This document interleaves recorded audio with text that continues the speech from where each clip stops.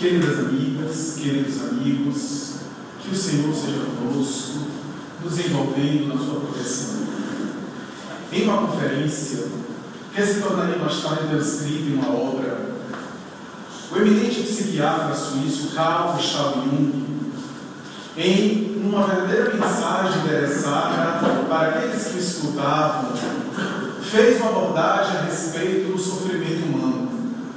E entre as várias considerações que ele entreteceu, Jung chega a dizer que o sofrimento parece dar sentido à existência, porque é graças a ele que a criatura parece ser propelida a encontrar um significado e um sentido para a sua vida, de um ponto de vista psicológico mais abrangente. E em determinado momento, Jung faz uma declaração que se tornaria talvez célebre, pelo menos nos bolsões da psicologia, da psiquiatria e da psicanálise. Essa declaração até hoje é considerada um tanto estranha, um tanto heterodoxa, porquanto ele diz, em outras palavras, quase que é mais ou menos assim: o homem parece ter uma espécie de luta em relação ao sofrimento ao longo da história da humanidade. E a sua luta com relação ao sofrimento falo-á sempre crescer, amadurecer e interagir com o sofrimento de acordo com esse nível de crescimento. Mas a grande verdade é que quase sempre o homem, segundo as suas palavras, não tem sabido se relacionar e superar o sofrimento. O ocidental procura reprimi-lo por medicações, por remédios. O oriental procura expulsá-lo através da meditação e da transcendência mística, mas nenhuma, nem outra alternativa é válida para superá-lo. Somente se consegue superar o sofrimento, diz ele, é suportando-o. E somente conseguimos encontrar na história uma personalidade que conseguisse demonstrar de maneira total essa superação em Jesus, o Cristo.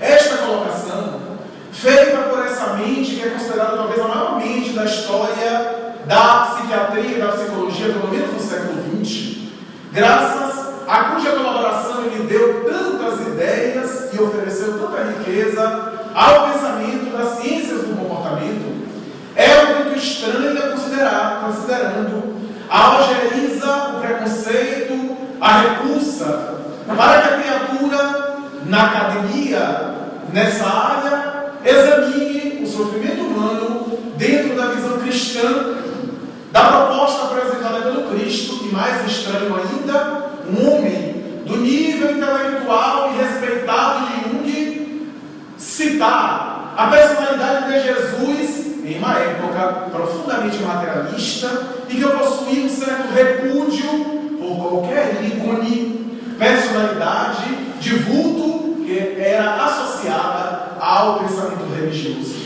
Mas essa colocação de Carl Gustav Jung de alguma forma revela a preocupação que ele tinha a examinar o sofrimento.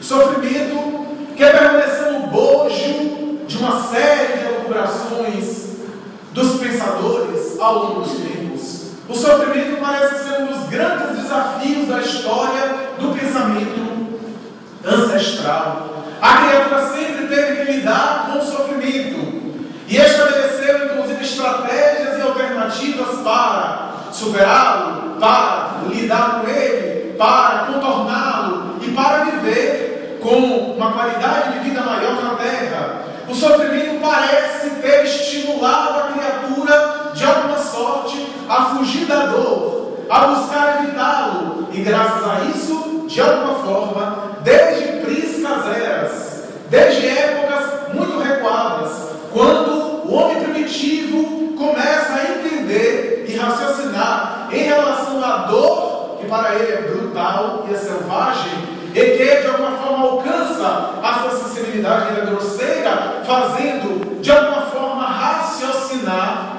elucubrar e pensar em termos de alternativa, fez, desde épocas muito recuadas, o ser humano desenvolver a inteligência para lidar com o sofrimento que sempre o abateu. O sofrimento parece estimulá-lo, portanto, ao crescimento, ao progresso, seja o progresso intelectual, tecnológico, seja o progresso através da arrecadação de bens, que o ser consciente, de alguma forma, associa a ideia de que, ao ter, ao possuir, eu posso, de alguma forma, evitar, através dos acúmulos, dos valores amoedados, dos sofrimentos que lhe chegam, por intermédio dos recursos que lhe estão ao alcance e que o dinheiro pode comprar.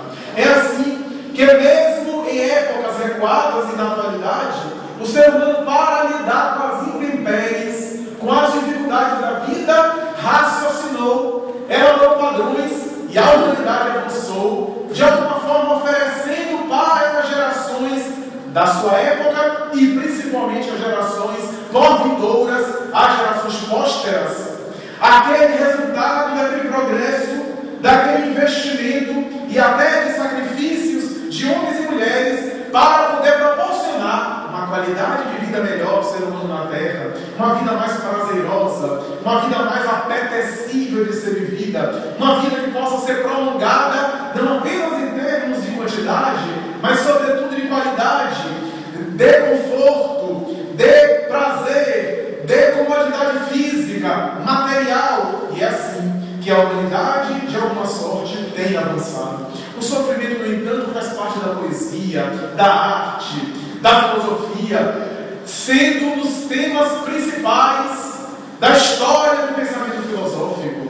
Se nós examinarmos, mesmo que de maneira perfunctória, perceberemos o sofrimento como sendo o tema central de uma série de colocações na literatura, na arte de filosofar. Porque na filosofia, a própria história das filosofias, segundo os especialistas, surgiu para dar conta da vida. E para equacionar o problema da vida, houve a necessidade, nos primórdios do pensamento filosófico, entender o mecanismo da morte, que parece ser o momento mais intrigante, fascinante, inquietante e também atormentador de todo o processo biológico. Para dar um sentido ético, existencial, estético, filosófico à vida, seria necessário saber primeiro o que é que acontece no momento da morte, se há vida após a morte, se há naturalmente o prolongado da existência, o aniquilamento. E é assim que as primeiras escolas do pensamento filosófico, desde Gilgamesh na Babilônia, cerca de 6.000 anos antes de Cristo,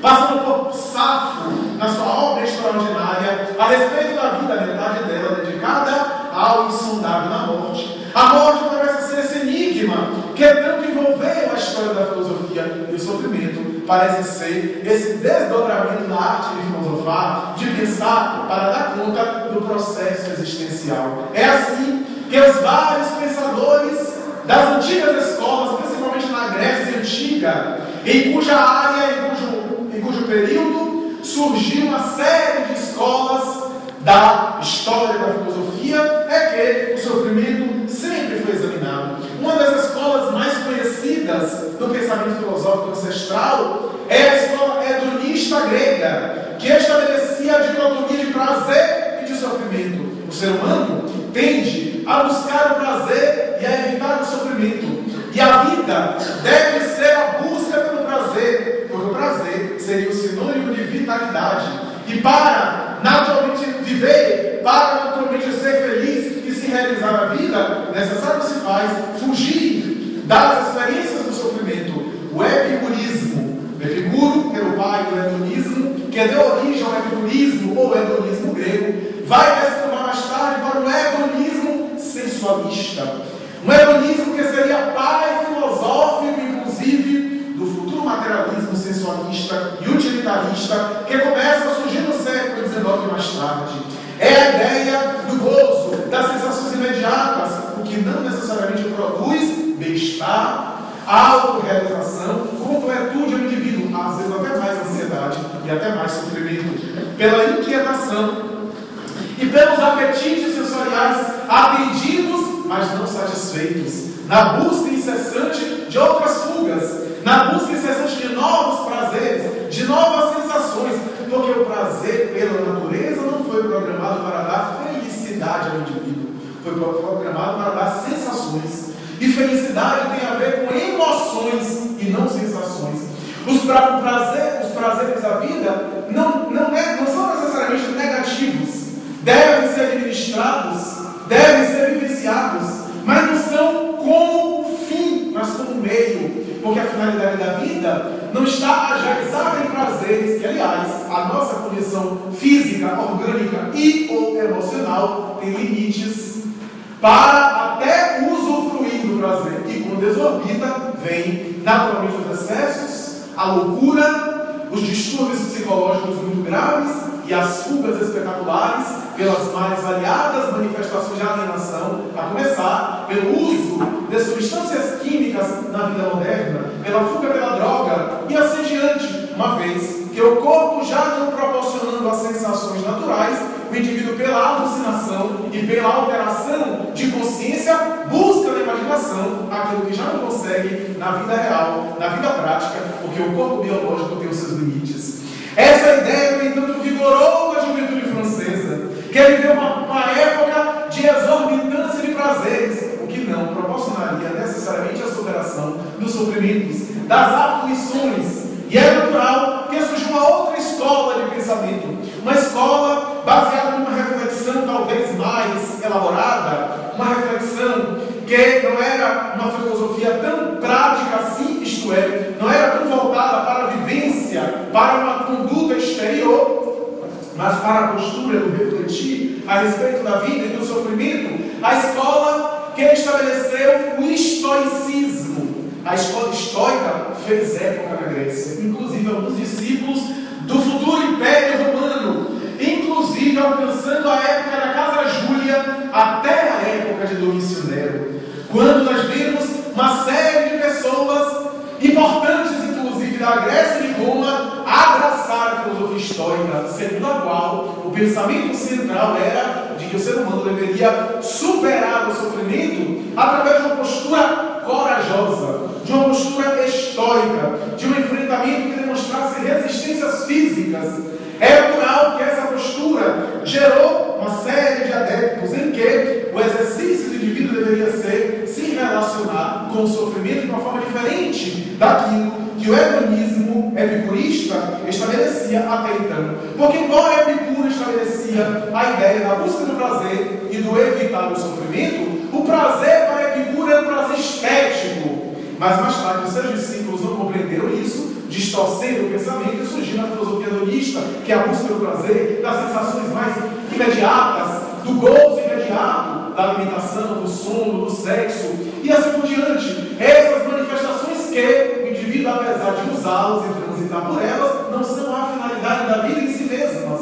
O que, aliás, fez mais tarde o discípulo Freud, o pai da psicanálise, beber-se direto e indiretamente dessa inspiração, quando estabeleceu a sua teoria do princípio do prazer, a mesma ideia psicológica e consciente de que o ser humano evita, mesmo que conscientemente, o sofrimento e busca o prazer. O tópico que Freud estabelecia que o princípio do prazer, que para ele estava vinculado à sexualidade humana, à libido, que para ele tem uma conceituação mais abrangente do que nós normalmente damos, o prazer sexual estaria sendo a energia ou o desejo que daria origem a todas as manifestações de prazeres. Então é um conceito mais abrangente, em que o indivíduo, quando busca um prazer, mesmo que seja um prazer, por exemplo, da alimentação, estaria, na conceituação freudiana, também ativando a energia da libido, da sexualidade, que estaria como base central de todo o mecanismo prazeroso da criatura humana.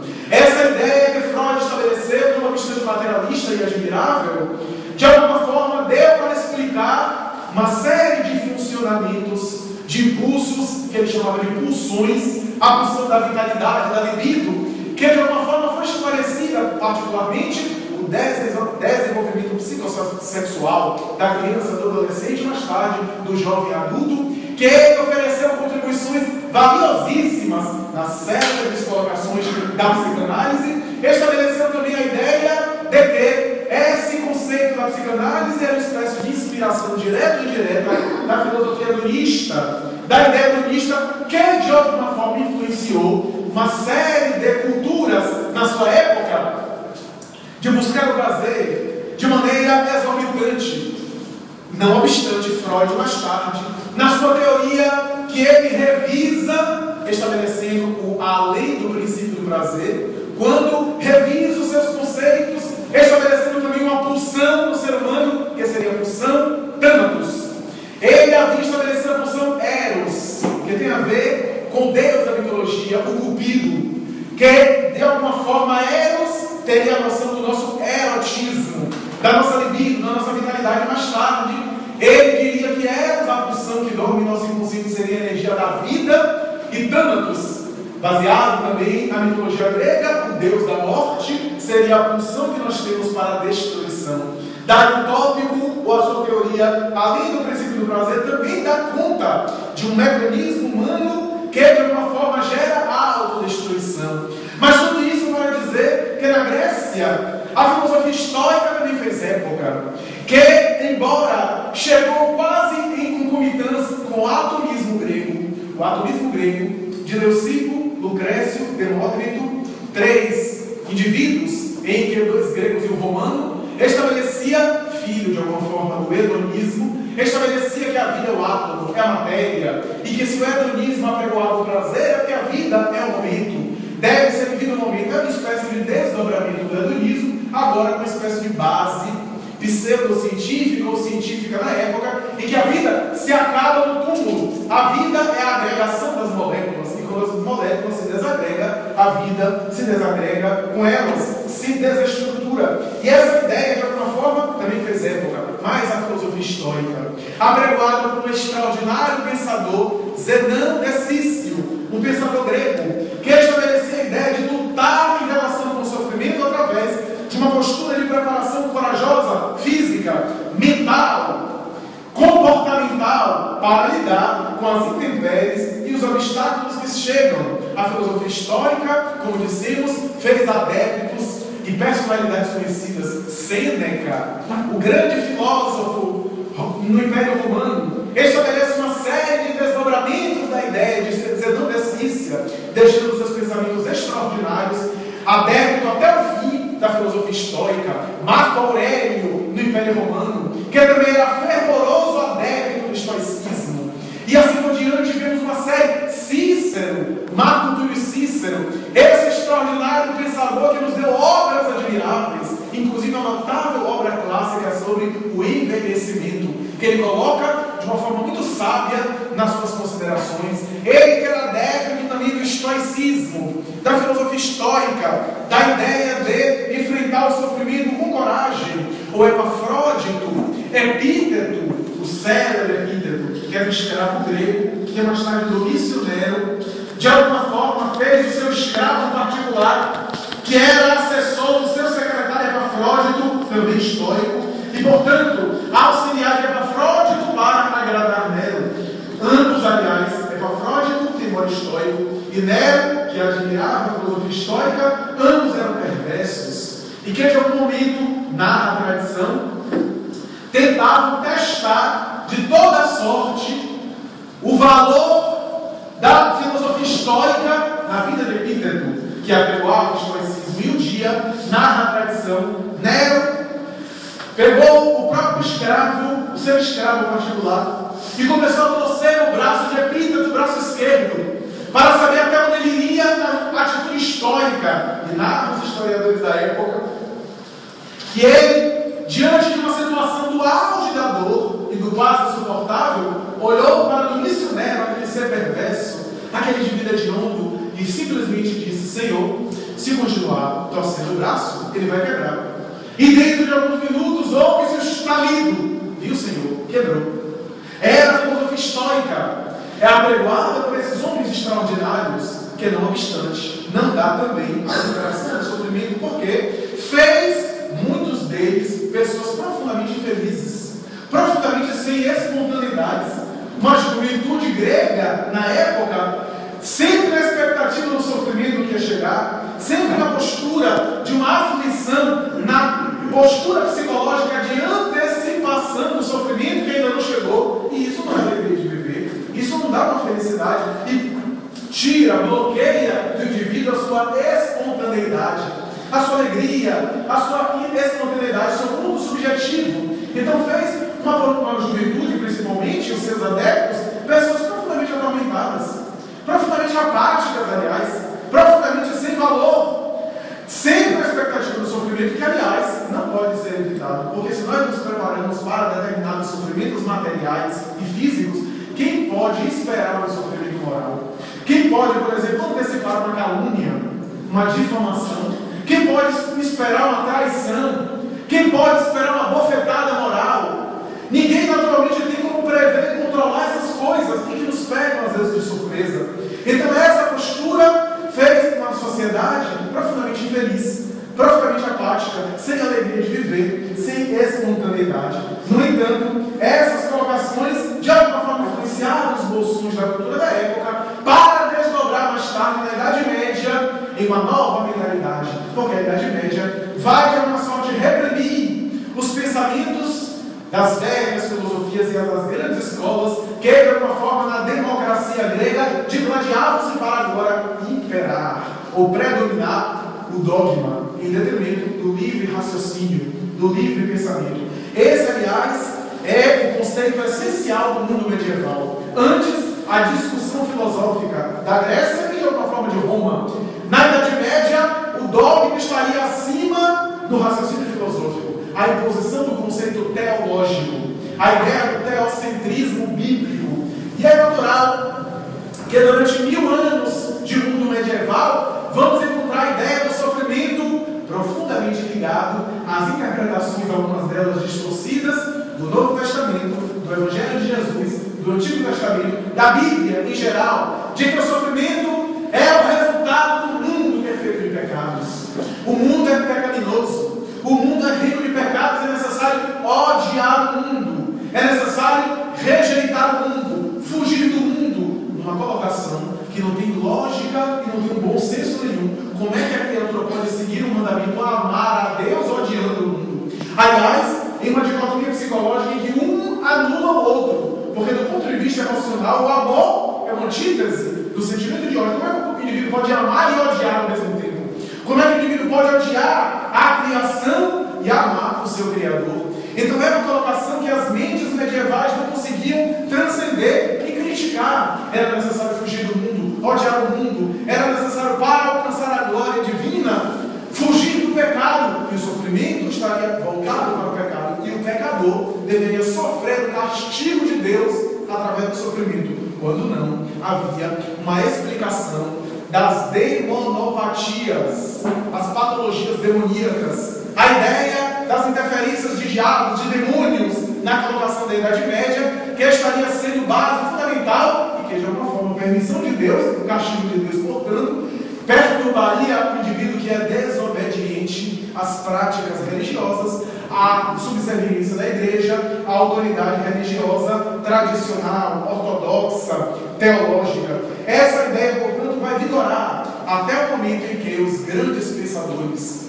que estavam à frente do seu tempo, os grandes homens de vanguarda como Blaise e Pascal, que eram profundamente apaixonados pelo Cristo, mas que não conseguiam assimilar e aceitar as ideias religiosas da sua época. Esse homem extraordinário que era profundamente cristão, um célebre matemático e filósofo.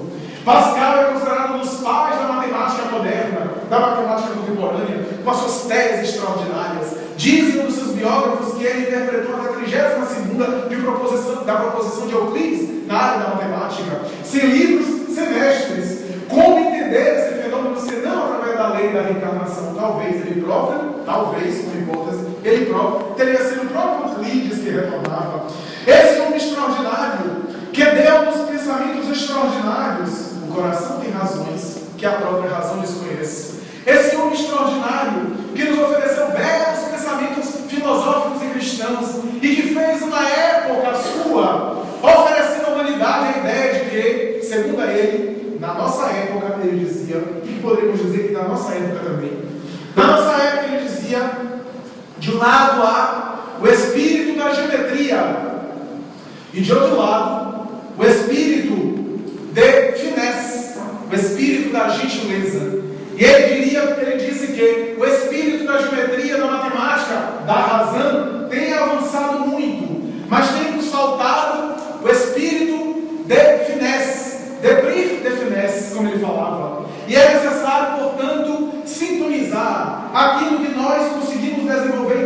raciocínio, em termos de lógica, em termos de cultura, ao lado do espírito de finesse, para conseguir interpretar, como ele dizia, o espírito do coração, que seria a sabedoria, a síntese, que é homem admirável à frente do seu trigo, que nos ofereceu belas lições, ao lado de outros pensadores que começavam a contestar os padrões religiosos medievais, os padrões da ética, então, vigentes, extraordinários, como Galileu Galilei, Giordano Bruno, Isaac Newton, os grandes pensadores que seriam os futuros pais da ciência, que de alguma forma se divorciaram do pensamento religioso tradicional e nos ofereceram uma série de ideias para lentamente a humanidade se divorciar dos pensamentos dogmáticos, da intolerância religiosa e desenvolver a ideia do livre pensamento, retornar, aliás, com o livre pensamento, com o pensamento de descobrir as coisas, de investigar. E isso vai desembocar de alguma forma no empirismo britânico, na Inglaterra,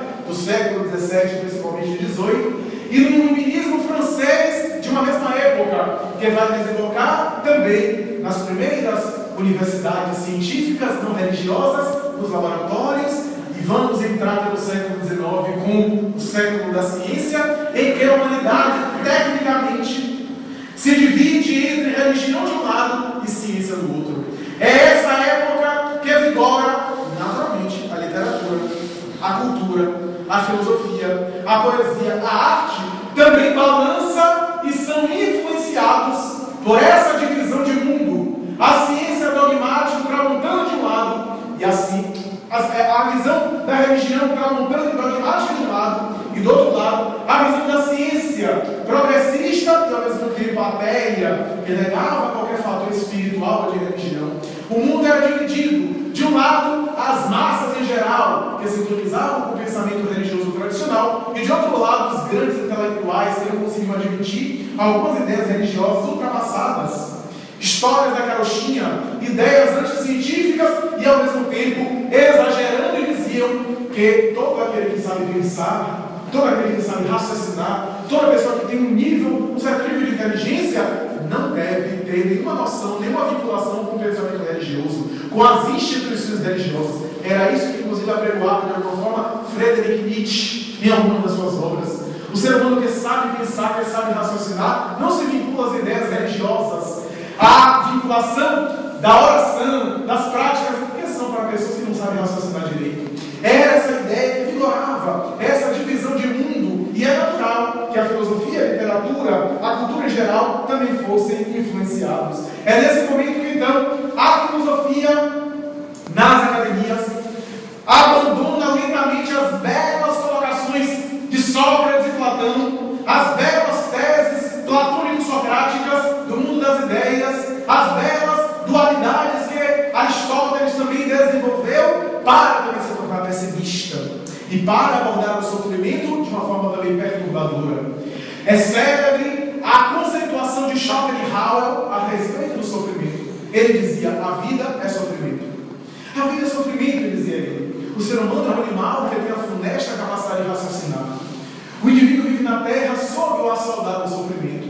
E à medida que ele toma consciência de si mesmo, ele sofre mais. Porque à medida que ele toma consciência da sua realidade, ele mais sofre. Porque a vida é sofrimento.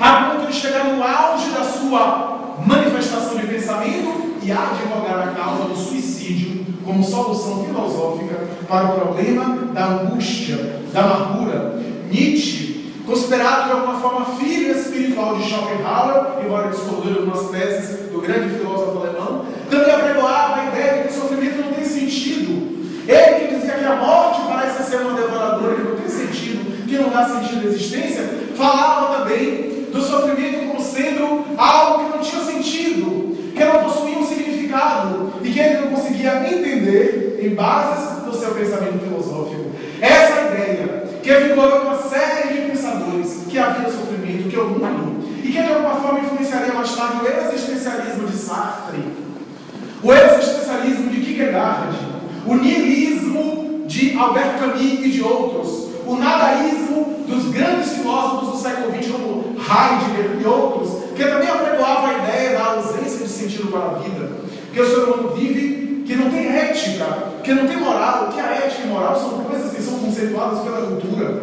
que não são coisas inerentes à própria criatura. Ética e moral são conceitos e regras que a sociedade estabelece para nos deprimir. Era essa a ideia que vigora entre os grandes filósofos existencialistas do século XX. Abandonemos isso e vivamos o existencialismo, um ressuscitar, de alguma forma, do hedonismo grego, do hedonismo sensualista grego. O próprio Sartre que apregoava essas ideias, que advogava essa tese, e que aqui para nós deve ter sido o pai do ficar, porque a época dele, e ele com Simone de Beauvoir, já tinha esse tipo de relação, que ele tem pensamentos admirados, realmente admiráveis, embora não queira a vida dele para mim, porque uma vida perturbadora, uma vida feita de muitos conflitos e alto e baixo, uma vida de muitos desafios e ao mesmo tempo também de sofrimento, apregoava a ideia do existencialismo, a superação das instituições que ele considerava ultrapassadas, ética, casamento, religião, família, são conceitos, portanto, tramontanos.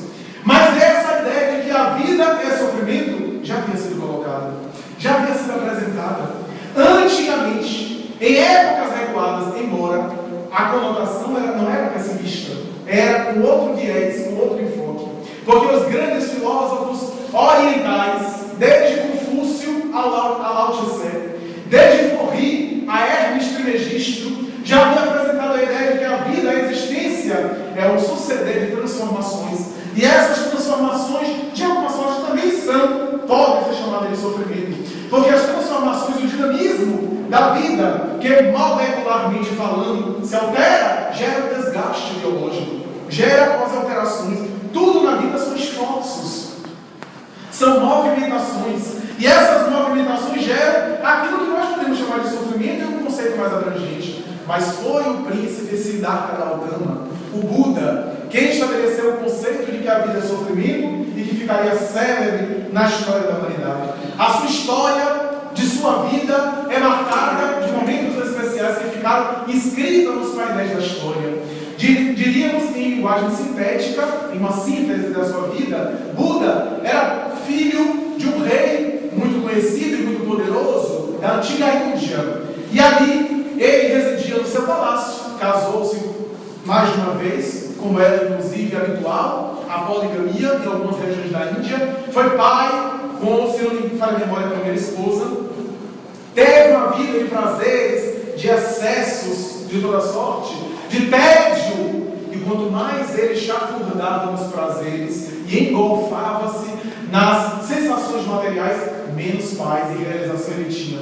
Até que um dia, ele querendo saber o que é que se encontrava para além dos muros das fortificações do palácio, construído pelo seu pai, para que ele e a sua família ficassem, ele decidiu ir às escondidas, segundo os historiadores, do seu próprio genitor, naturalmente escolhendo um empregado da sua confiança, que ele foi com ele para o ciceronear, para o acompanhar na direção das ruas, para saber o que havia para além dos muros do palácio.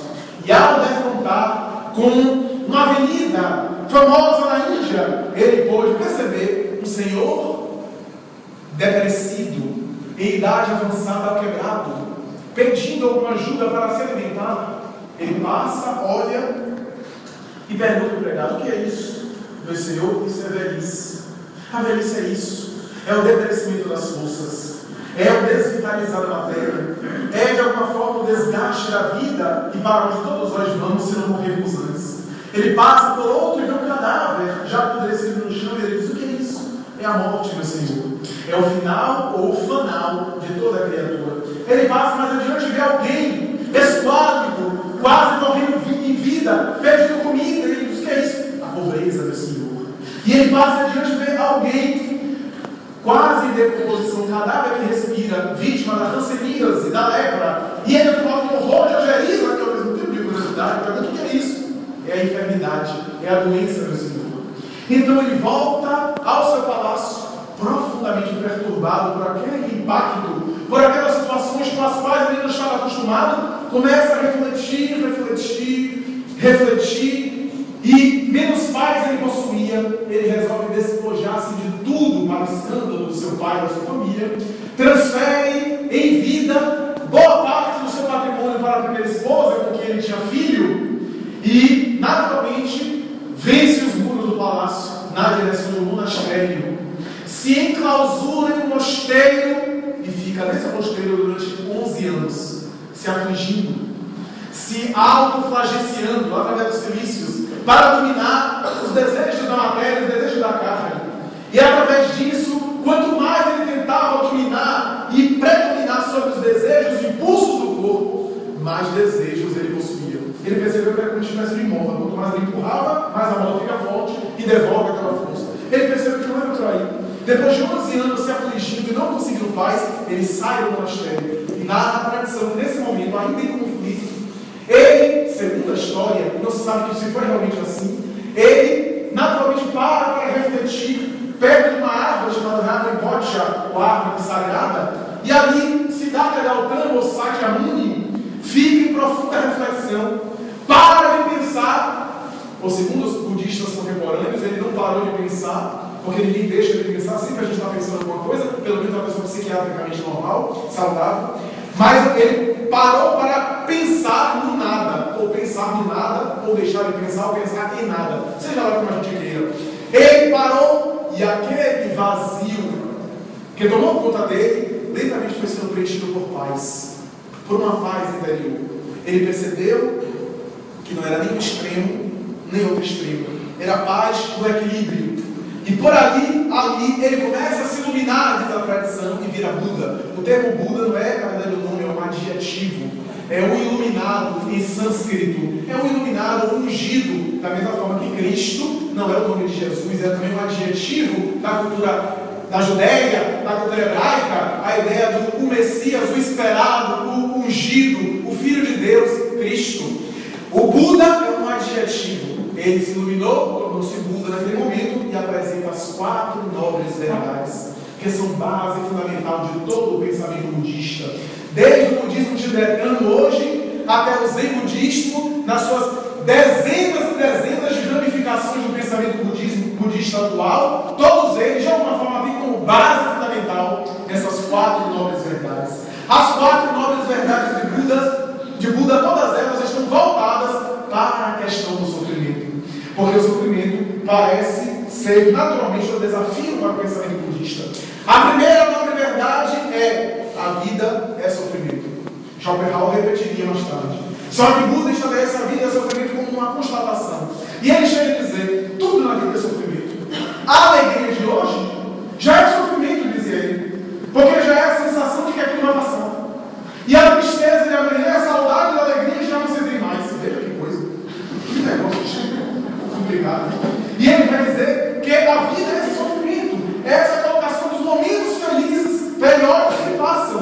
Então tudo na Terra são sofrimentos, são desgastes, são transformações, porque a vida é impermanente, dizia ele, é transitória. E pela transitoriedade, ao desgastar-se, ao se consumir, ao ser consumida, ao ser devorada pelo tempo, gera aquilo que nós convencionalmente chamamos de sofrimento. Tudo na vida são momentos específicos que passam, que perdem, aliás, uma psicanalista brasileira conhecida costuma dizer que a vida é uma sucessão de perdas. A pessoa é criança e quando chega na adolescência perde a infância, deixa de ser criança. Depois chega na idade adulta, perde a juventude. E assim por diante. O corpo, que é jovem, é toureiro, mais tarde é toureiro aposentado. Então é toda uma sucessão que a pessoa vai tendo sido vítima de transformações moleculares, transformações sociais, transformações de condição, de função, de cargo, de trabalho, de exercícios específicos. Então a vida é um suceder de perdas, diz essa psicanalista, onde o indivíduo deve aprender a lidar com essas perdas que são inevitáveis. É o pensamento budista, naturalmente traduzido na linguagem psicanalística.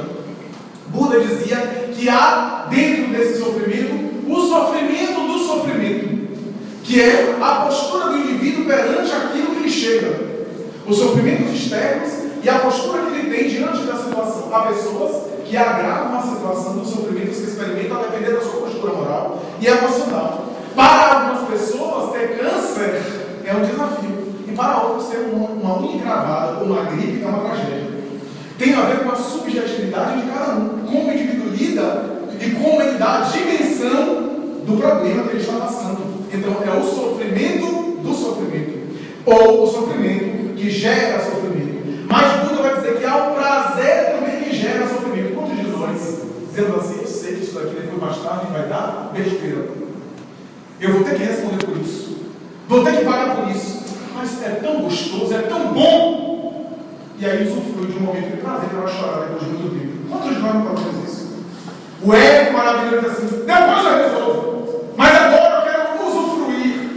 E depois chora durante muito tempo. Será que é válido? Será que vale a pena? Até uma questão de matemática, uma questão de bom negócio, devemos pensar, devemos raciocinar em cada situação. O espírito de Joana de Anjos costuma dizer que é melhor tomar a atitude certa agora, chorando para sorrir depois, do que tomar a atitude equivocada agora, sorrindo para chorar séculos e séculos depois, e não sabemos, Deus lá sabe quando parar de chorar, pela eternidade e pelo mundo espiritual. Então é uma postura que vale a pena, um prazer que gera sofrimento.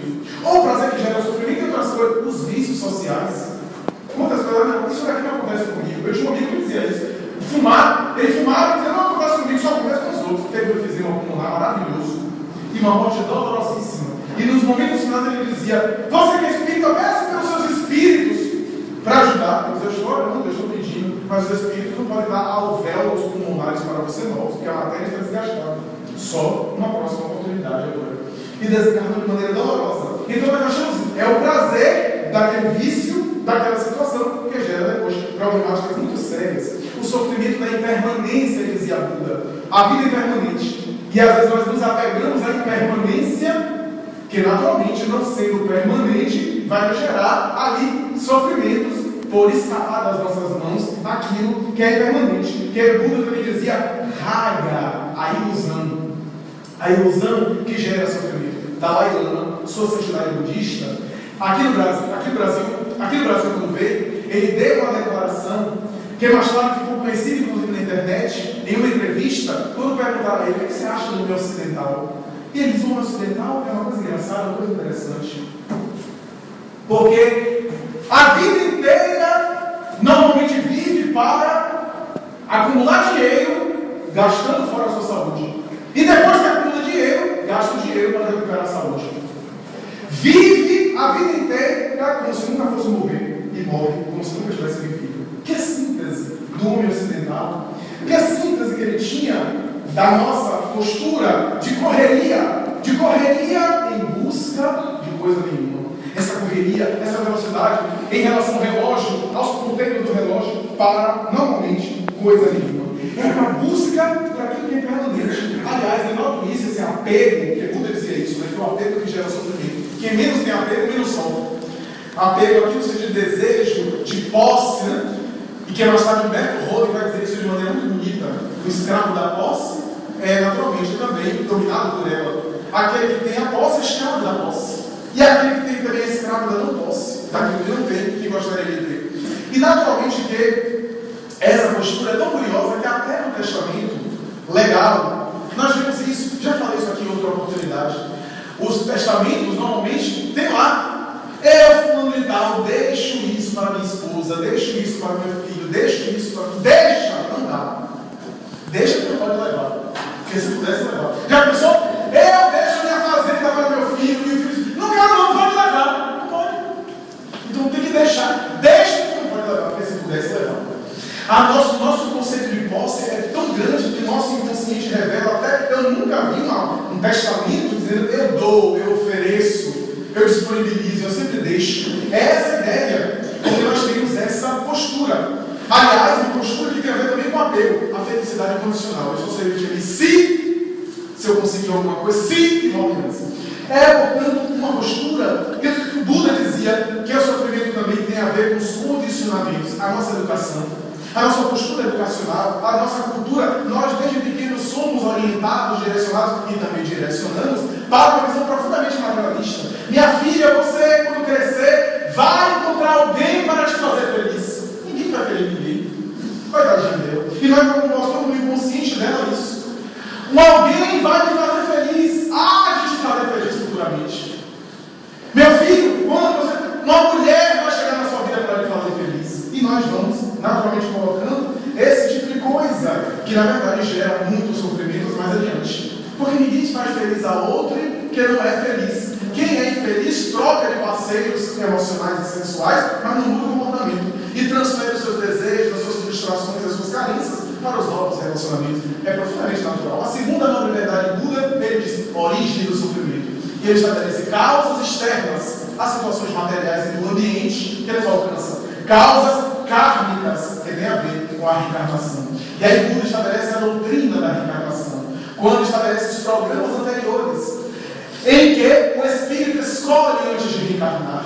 Aliás, há também aqueles que escolhem sem ter tido equívocos anteriores nas suas vidas passadas. Há determinadas expiações e provações no mundo que naturalmente são vivenciadas por espíritos de escola, missionários que não necessitavam passar por aqui, mas que optam, seja para acelerar ainda mais o seu progresso, seja para dar lição de exemplo, de abnegação, de paciência para a comunidade. Quando me recordo, por exemplo, de Toulouse-Lautrec, com as suas dores, quando eu me recordo de Francisco de Assis, sofrendo dores inenarráveis, quando eu me recordo de Jesus sofrendo, ele não tinha débitos, ele não tinha karmas, ele optou por aquela postura de modo próprio, pessoalmente, para darmos um exemplo. Quando eu me recordo de Beethoven, que segundo o mundo espiritual escolheu a surdez antes do túmulo, antes do berço, para mais tarde vivenciar a surdez, diminuir a audição, perder o contato com os sons terrestres para, segundo a obra de Joana de Ângeles, captar sons mais belos e perfeitos, de tal forma que todos os especialistas da área da musicologia, da música erudita, dizem que o período da surdez total, que é chamada a terceira fase dele, é o período mais profundo e mais belo das suas músicas, em que as obras dele alcançaram o nível máximo de beleza. As últimas sonatas para piano, os últimos quartetos de cordas, a nona sinfonia, as últimas obras coral, que estabelecem uma beleza extraordinária e espiritual para a humanidade, na época que ele estava totalmente surdo. Joana de Ângeles, inclusive, dizia que durante o sono ele saía do corpo e ia participar de concertos no mundo espiritual, para voltar à matéria depois e tentar colocar aquelas melodias que ele ouvia no pentagrama, na partitura musical. Então vemos aí os indivíduos, quando me recordam de Helen Keller, cega, surda, muda, e dando lições de amor, de abnegação e de dedicação para a comunidade, conseguiu se comunicar com a comunidade através de um sistema muito pessoal. Vemos espíritos que optaram voluntariamente, sem necessitar por aquelas expiações, para também darmos um exemplo, para também acelerar o seu progresso, ao lado dos espíritos em expiação, que ao se equivocarem voltam para experimentar esses sofrimentos momentâneos. A terceira nobre verdade, Buda dizia cessar o sofrimento através dos mecanismos do nosso alcance, que ele dizia cuidar da corpo e da mente. Poderíamos dizer hoje atualmente cuidar com medicação, com os recursos da medicina, com aquilo que está ao nosso alcance do nosso corpo.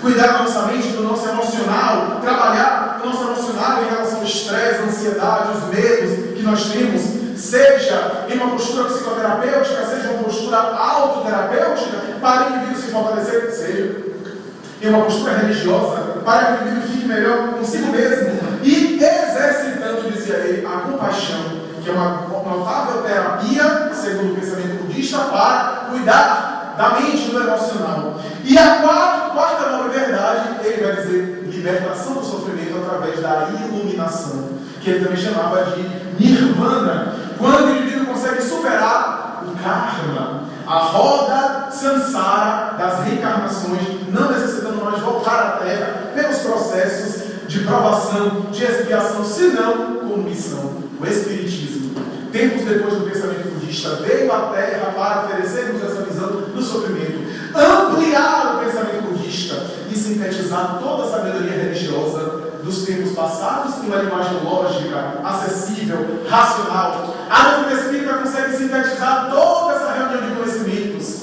naturalmente que, apresentando a lei de causa e efeito, apresentada por Allan Kardec depois de demonstrar que nós somos imortais, através da mediunidade que, por intermédio dos aparelhos mediúnicos, isso é, dos sensitivos, se comunicando com a criatura, traz informações do mundo espiritual, das almas humanas que viveram na Terra e ao morrerem, continuam se comunicando conosco. O Espiritismo então abre espaço para que as vozes imortais nos apresentem a justiça divina, através da lei de causa e efeito. Para todo efeito há uma causa, e toda causa gera um efeito. Logo, toda causa negativa gera um efeito negativo para o indivíduo que a desencadeia. É uma lei cósmica do equilíbrio. Daí, quando eu agrido a lei através daquilo que a gente chama de mal, eu naturalmente gero um efeito, uma consequência negativa para mim mesmo, já que a lei divina que equilibra o cosmos está também vibrando e agindo em minha consciência. É a questão 621, quando Allan Kardec pergunta onde está escrita a lei de Deus na consciência.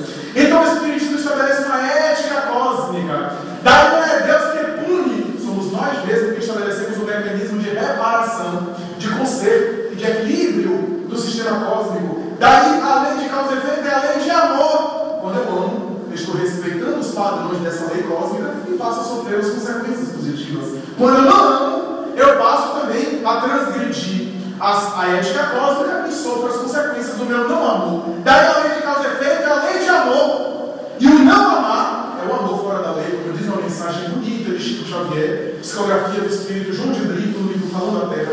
Tudo na lei cósmica do universo é o amor. Nada está isento do amor. E a falta de amor é só o amor fora da lei. Dizia ele em uma bela mensagem psicografada por esse santo da Igreja Católica Portuguesa. Então nós temos aí a lei de causa e efeito. Em uma linguagem mais popular que nós conhecemos no Espiritismo, a sementeira é facultativa e é livre, mas a colheita é obrigatória. Nós podemos semear o que quisermos, mas colheremos compatível com aquilo que semeamos. É a lei de causa e efeito. Daí, às vezes, estamos sofrendo. É um efeito de alguma coisa. Se não desencadeamos nessa existência, desencadeamos em outras existências. O que fazer? Semear coisas boas para colher. Não agora, porque ele fica fazendo bem 15 minutos e já está no reino do céu. Não. Chico Xavier dizia que nós temos séculos de sombra e alguns minutos de luz. É natural que os séculos de sombra ainda predominem em nós. Então estamos começando a acender uma vela, mas temos anos de treva atrás de nós. Então o indivíduo sofre o efeito negativo e está semeando no bem agora para colher depois.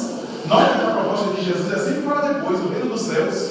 Promete o reino dos céus, mas não naturalmente promete imediatamente. No mundo, dizia ele, só tereis aflições. Veja como Jesus é notado. No mundo só tereis aflições. Porque é verdade, o mundo é rico de aflições no bom sentido da palavra, não é pessimismo isso. Mas tudo na terra são compromissos, são deveres a cumprir, são coisas a realizar, são compromissos a honrar. É o horário que a gente tem que chegar no trabalho, é o horário para sair, são deveres como cidadão, como família, como pai, como mãe, como esposa, como marido, como filho. São as coisas que a gente deve atender no mundo material. Tudo isso a gente pode chamar de sofrimento. Como falamos aqui em outra palestra, eu quero comer uma feijoada, maravilhoso, no pensamento. Mas vai fazer feijoada, o tempero, o trabalho que dá na cozinha, é sofrimento. Tudo na vida é esforço. E esse esforço podemos chamar também de uma espécie de sofrimento. A materialização, a concretização do mundo material exige demanda, exige esforço. É uma espécie de sofrimento. Daí, Allan Kardec, com a sabedoria, ele vai dizer: o espírito, ao longo das encarnações, lei de causa e efeito, sofre as consequências que ele faz de uma para outra encarnação. Mas a sabedoria e a lógica de Allan Kardec vai dizer: existem causas atuais das aflições.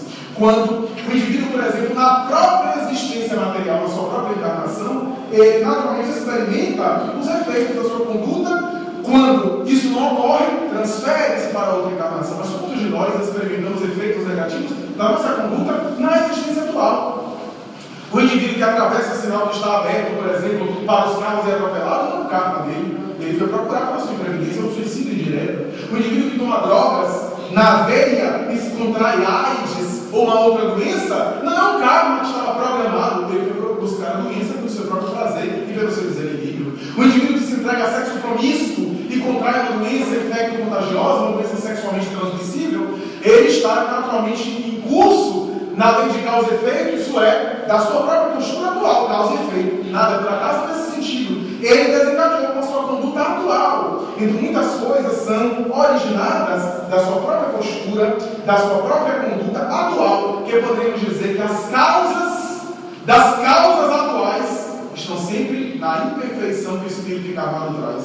Nas nossas imperfeições, no nosso orgulho, no nosso egoísmo, na nossa vaidade, na nossa presunção, tudo isso é que gera as aflições no momento atual. Nas nossas vaidades, nunca me esqueci, já estamos terminando, nunca me esqueci, que certa vez, no movimento espírita, na época já fazia palestras, passei por um problema que todo mundo passa, todas as pessoas passam, mas eu achava na época, no meu ego, que o meu problema era maior do que o dos outros.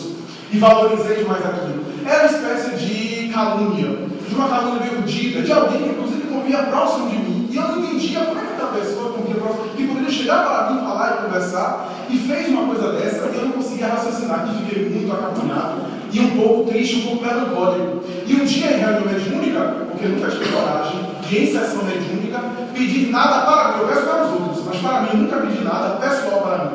Em reunião mediúnica eu estava muito triste, estava no clímax daquele momento, e o Espírito amigo se manifestou e deu uma mensagem. Eu percebi que parte da mensagem, porque os Espíritos são assim, são terríveis. Eles não falam diretamente, primeiro, para a gente não pegar dizer, o Espírito falou, e não responsabilizar eles. Eles têm esse bom senso, essa ética de transmitir uma mensagem, cada um que tem uma carapuça para si, percebe? Não, ele está falando para mim. Ali era para também não interferir no nosso livre-arbítrio e nós não responsabilizarmos eles pelas nossas posturas e as nossas escolhas. Mas eu percebi que ele tratava uma mensagem direcionada para mim, porque, entre outras considerações, o Espírito dizia, meus filhos, dizia em geral, para todos os companheiros da mediúnica, até para uma mensagem privilegiada para uma pessoa, em detrimento dos coitadinhos que não recebem mensagem mediúnica. Então, meus filhos, etc., ele fez uma consideração. E em determinado momento ele dizia, por que vocês valorizam tanto? Ele dizia, eu percebi que era algo direcionado a mim. Por que vocês valorizam tanto o mal que falam de vocês? Uma pessoa fala mal de vocês e vocês ficam tristes, acabrunhados, e se esquecem de 15, 20 pessoas que falam bem de vocês. Eu percebi que era a minha verdade, eu queria agradar todo mundo. Eu queria que todo mundo me aceitasse. E ninguém agrada ninguém, nem Jesus agradou a todos. Eu percebi que era o meu ego, eu estava sofrendo, não era tão carne, porque a minha presunção de querer que todo mundo gostasse de mim. Era o ego ferido, de alguém que não gostava de me simpatizava comigo, e que naturalmente levantou um conceito negativo ao meu respeito, eu só tenho direito. E eu percebi, meu Deus, eu estou valorizando realmente uma pessoa que não gosta de mim, que fala mal de mim. E esqueço de 20, 30 pessoas que simpatizam comigo, que falam que nós somos assim. O nosso capricho, a gente fica, perde a noite de sono e fica importando com aquela. E se esquece de quanta gente que gosta, que está falando bem, que tece comentários positivos. Então nós somos assim, valorizar as coisas. O poeta Stevenson chega a dizer, eu vivo intensamente cada momento da minha vida. No momento de alegria, eu vivo até a gota, vivencio até o último instante. No momento de tristeza, eu vivo até o final. Nada dessa coisa de dizer, não, eu estou ótimo, mas a força do nada vai parecer ótimo, me vendo de cabeça. Todo mundo passa por momentos. A vida psicológica normal vai ter também alto e baixo. Eu estou triste, não sou eu quem é, sou eu quem está. Logo vai deixar. Eu sou triste, eu penso, é natural. Eu só estou alegre com esquizofrenia. Alienação. Porque uma vida psiquiátrica saudável tem uma certa variação, uma certa oscilação. Então, o indivíduo só está na exaltação e euforia, procura logo eletrochoque, internamento, porque está muito mal. Então, essa é uma vida psicológica natural, saudável. E naturalmente que agora não cultivar a tristeza. Eu estou triste, mas estou trabalhando para superar. E não ficar alimentando a tristeza, a depressão, porque aí vai entrar em grandes preocupações. Uma amiga minha me disse certa vez, olha, eu não venho nem me alegrar agora. Porque aconteceu uma coisa boa para mim, mas não vou nem me alegrar. Olha que coisa que nós temos. Porque se eu me alegrar muito, daqui a pouco acontece uma desgraça. Então o indivíduo, naturalmente, que nem vivencia a alegria com medo do problema que vem. E que vem, mas minha filha, viva a alegria, usufrua o bem-estar do momento. Quando vier a desgraça, você fica desgraçado, mas agora vivencia o bem-estar, fique bem, até para se fortalecer você, para quando a desgraça chegar, você conseguir reagir de maneira melhor. Agora você fica desgraçado agora e depois fica desgraçado depois, deve sofrer duas vezes para falta de inteligência. Eu vou com um grau, quando for lá, sofre lá.